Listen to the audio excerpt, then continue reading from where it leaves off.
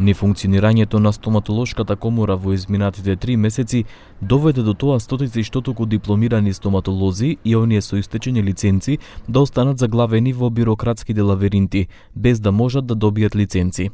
Тоа се жалбите на самите стоматолози кои велат дека од преземањето на надлежностите од страна на Министерството за здравство до формирањето на новите органи биле стопирани симпозиумите на кои се добиваат неопходни поени за продолжување на активните лиценци.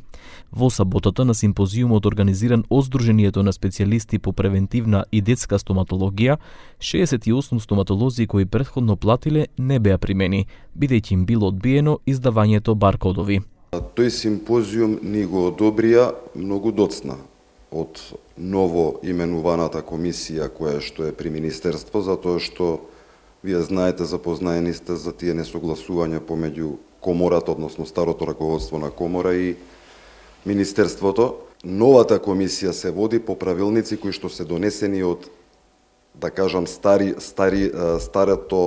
членство во комората, односно правилникот 2017 година, кога ни беше ограничен бројот на посетители на 300. На тој начин, не знам зошто тој број ни е ограничен, ние моравме на овој симпозиум да се ограничиме на 300, иако имаше преку 370, околу 368-70 уплати.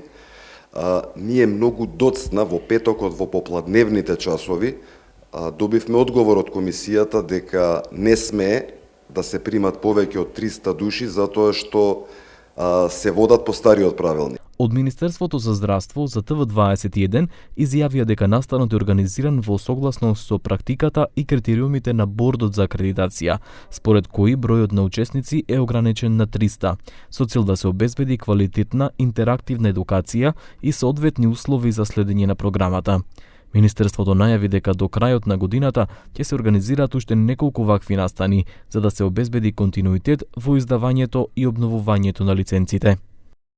Собранието на стоматолошката комора, односно делегатите, ја преземаат понатамошната постапка и го обезбедуваат континуитетот во функционирањето на комората. Во меѓувреме, комисиите во рамките на Министерството за здравство постојано работат на непречено издавање и обновување на лиценци и овозможување на континуиран професионален развој. Во почетокот на август, министерот Алиу ги презеде сите надлежности од стоматолошката комора, образложувајќи дека контролите во нивните документи откриле сериозни неправилности, бидејќи договорите со здруженијата, блиски до поранешниот председател на комората Маријан Денковски, биле склучени ретроактивно и спротивно на закон.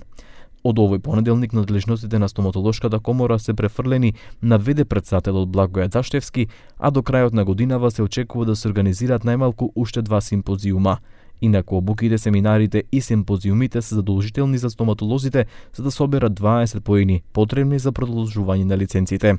Во Македонија има 2580 стоматолози.